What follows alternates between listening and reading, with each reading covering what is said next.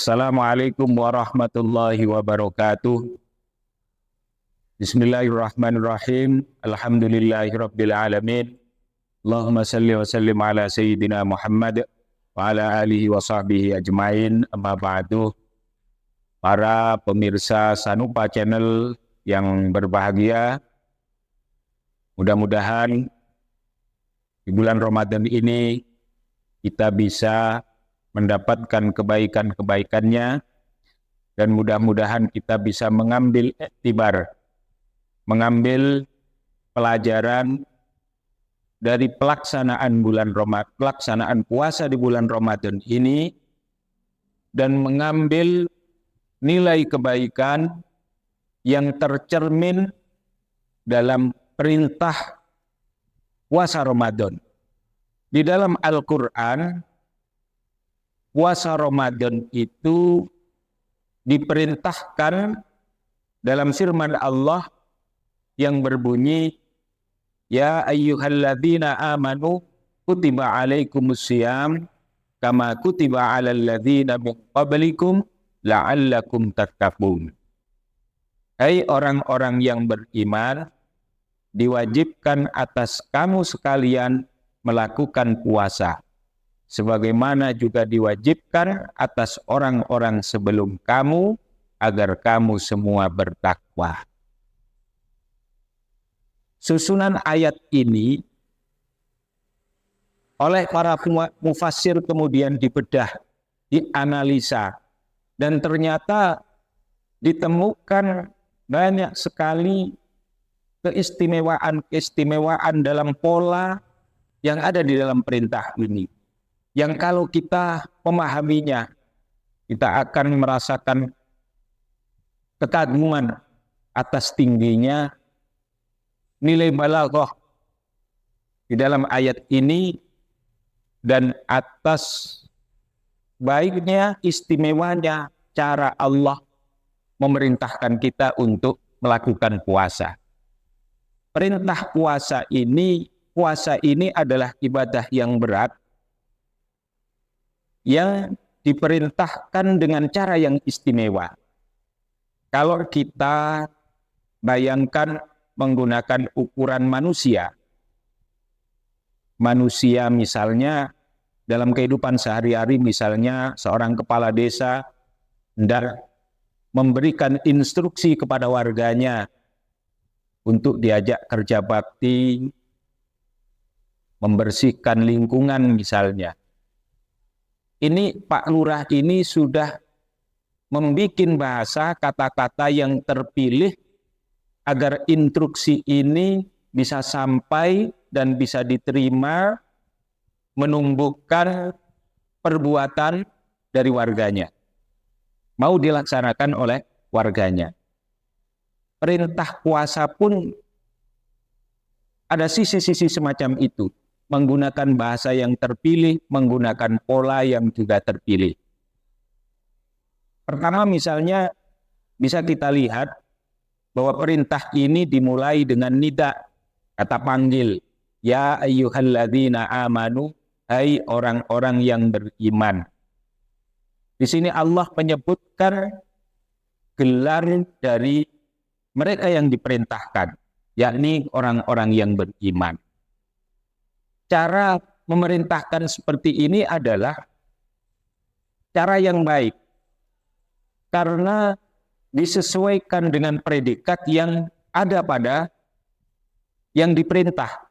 Kalau dalam gambaran perintah kepala desa tadi, instruksi kepala desa tadi misalnya, akan berbeda rasanya ketika kepala desa mengucapkan misalnya, para penduduk besok kita ikut kerja bakti membersihkan lingkungan masing-masing, dengan misalnya menggunakan bahasa, wahai para penduduk desa A, disebutkan desanya, kalian adalah orang-orang yang hidup di desa ini, mari besok kita bersama-sama ikut membangun, membersihkan desa yang kita cintai. Tentu bahasa yang kedua, kalimat yang kedua akan lebih menyentuh kepada mereka-mereka yang diberi instruksi. Di dalam ayat ini juga begitu. Allah menampilkan gelar mereka yang diperintahkan. Disebutkan, ya ayyuhalladzina amanu, hai orang-orang yang beriman. Kemudian yang kedua, di sini menggunakan alat nida, kata panggil.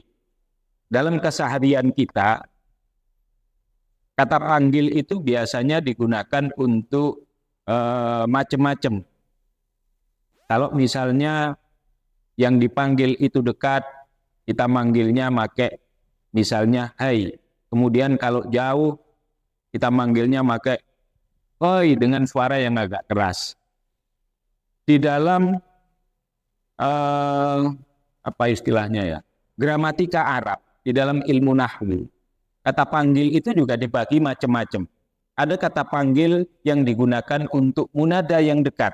Ketika yang dipanggil dekat, maka menggunakan adat nida dekat, menggunakan kata panggil a.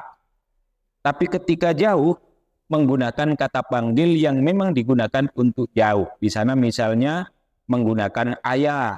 Jadi ayah adalah kata panggil untuk munada jauh. Nah, di dalam Al-Quran, di dalam ayat ini, kata panggilnya itu menggunakan ya. Kata panggil ya itu dalam penggunaannya bisa digunakan untuk memanggil munada yang dekat, bisa digunakan untuk munada yang jauh, dan bisa juga digunakan untuk munada yang tengah-tengah. Jadi yang dekat, yang jauh, yang tengah, semuanya terpanggil menggunakan ya.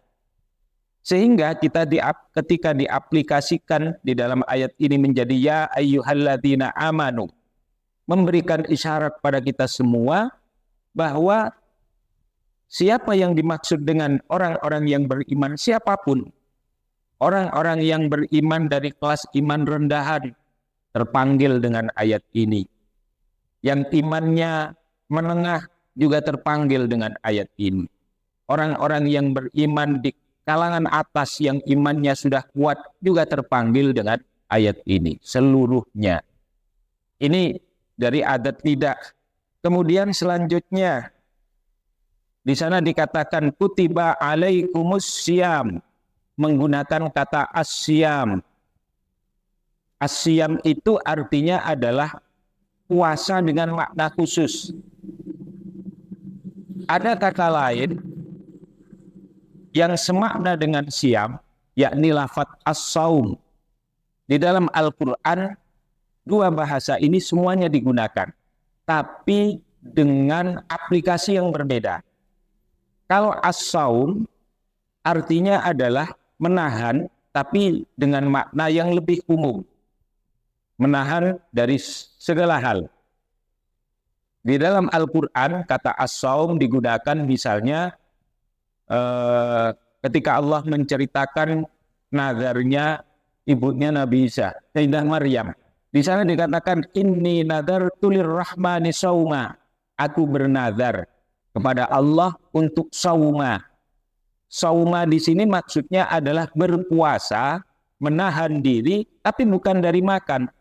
Al-imsak anil kalam, menahan diri dari berbicara. Itu karena kejadiannya adalah Sayyidah Maryam melahirkan, kemudian orang-orang di sekitarnya pada heboh. Rame membicarakan kelahiran, kejadian Siti Maryam melahirkan tapi tanpa ada pendampingnya, tanpa ada suaminya. Kemudian masyarakat, orang-orang sekitar itu membicarakan itu. Tapi Ibu Maryam bernadar untuk berpuasa diam. Di sana menggunakan as-saum. Lafaz as-siyam yang ada di dalam Al-Quran itu bermakna khusus, yakni siyam, menahan diri dari makan dan minum. Jadi walaupun dari akar kata yang sama, memiliki makna yang sama, tapi penggunaannya di dalam Al-Quran itu berbeda.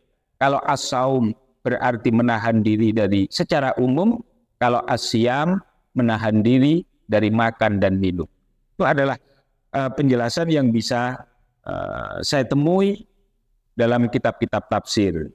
Kemudian selanjutnya juga di sana cara Allah menyatakan bahwa ini satu kewajiban, menggunakan kata-kata kutiba. Kutiba itu artinya adalah tertulis, ditulis. Maksudnya adalah diwajibkan. Kenapa tidak menggunakan surido? Artinya diwajibkan. Di sana menggunakan kutiba. Ini adalah kebiasaan di dalam Al-Quran sendiri. Bahwa kewajiban-kewajiban yang menggunakan lafadz kutiba itu biasanya adalah kewajiban-kewajiban yang dianggap berat oleh manusia. Ada beberapa ayat di dalam Al-Quran yang cara Allah mewajibkan menggunakan kutiba. Misalnya Allah mengatakan kutiba alaikumul qisas, diwajibkan atas kamu sekalian qisas. Qisas itu adalah hukuman sepadan.